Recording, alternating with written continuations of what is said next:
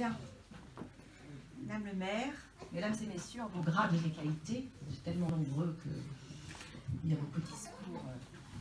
Je pense à vous très chaleureusement et mesdames et messieurs.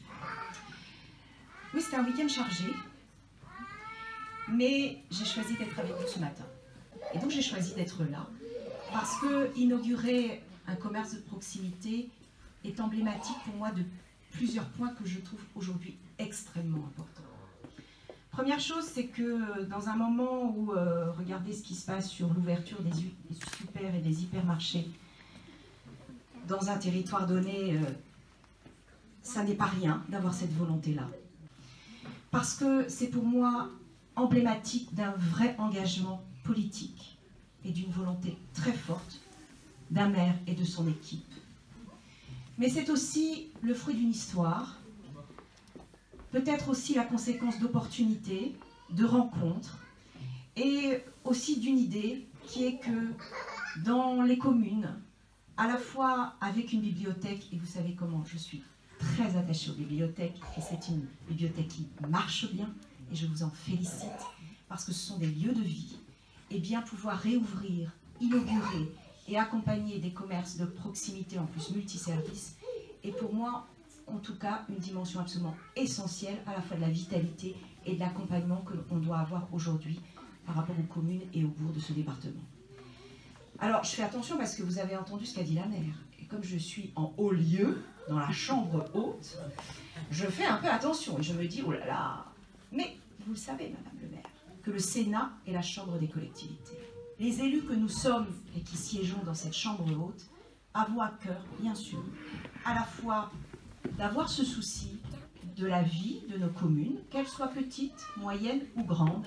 mais également d'être toujours très attentifs au niveau des textes de loi,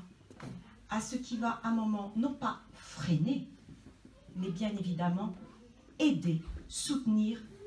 les initiatives communales, intercommunales ou métropolitaines si elles existent. Et j'ai souvenir,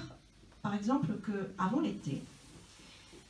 à l'initiative de deux rapporteurs, un de gauche et un de droite, mais au Sénat, on travaille beaucoup comme ça, ma chère collègue députée,